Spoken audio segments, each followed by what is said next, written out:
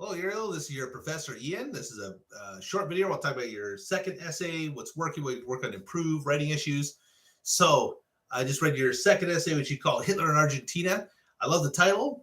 I love the focus on that conspiracy theory that Hitler escaped the you know the what was it, the Irons Eagle Nest, was that the name of his hide it? I can't remember.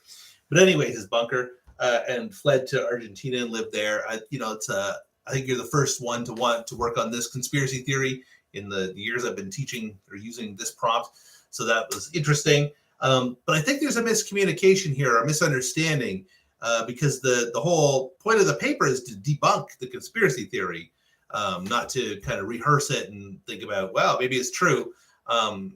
Instead, you're basically supposed to start with the presumption that it's not true, and then identify a specific group of people who still believe in this, still talk about this, still present information. And, I can see on YouTube, there are still people who are interested in this conspiracy theory.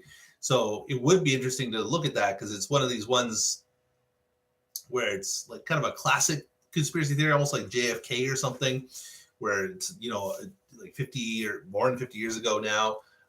And so why are people still interested? How does it tie in with contemporary conspiratorial thinking? That'd be interesting to look at.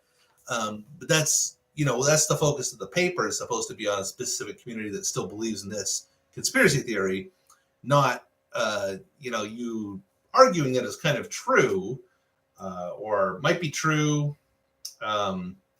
So there's a basic miscommunication. I'd be open to you if you want to rewrite the paper. We're kind of getting late in the semester, but I mean, we have time if you'd like to rewrite it and really try to go by the prompt a little bit more. That's definitely going to help you improve the grade you're getting on it, because I'm grading the paper, and it's you didn't talk about like what we should do about this. There's no action, no call to action plan, nothing about that. There's no discussion of what are the problems with this conspiracy theory, the quality, like why should we care about this conspiracy theory as a something to deal with and maybe try to debunk, right? So I can't really give any marks in those sections, and the other sections aren't really doing fully what you're supposed to be doing either. You set up your conspiracy theory in the beginning with some details and stuff, and I really like the writing in the beginning too. That first line, Hitler managed to flee to Argentina, that's exciting, right? Really dramatic opening.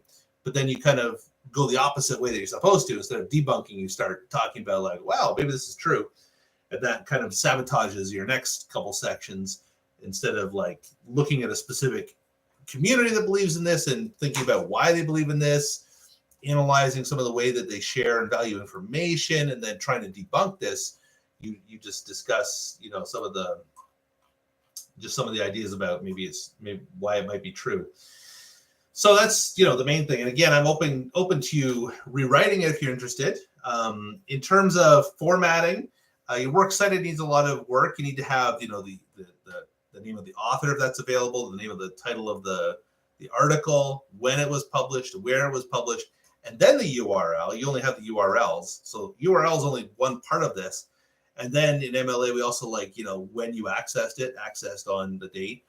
That's not necessarily required by everybody, but it's kind of a good idea. But the rest of it is definitely required. The author, the title, when it was published, where it was published. And you need to cite in your paper. It seems like you're getting information. You make claims like, what's one? There are claims that he is currently living in a remote area of the country. Okay, there are claims by whom? Like who is claiming this, that he's living in this remote area of the country? Because that's going to help you decide whether it's good information or bad information. It sounds like you're getting some stuff from like conspiracy theory sites to talk about this, that stuff at the end you're talking about is teeth, and it doesn't really go anywhere. You just kind of end it without really concluding the paper. So anyways, cite your sources. Look at the link I left you for works cited stuff. In terms of writing, you have a fun writing voice. It's too conversational a lot of the time. So you want to strive for more formality. Avoid phrases like "I mean, come on." You start your second paragraph, your second sentence of your second paragraph. that's just way too conversational for a text like this. It's not necessarily wrong. You can write like that if you're writing, something, a different kind of text for a different kind of audience. But again, we need to think about this rhetorically, like, for whom are you writing? What is your purpose? What kind of tone do you need to use?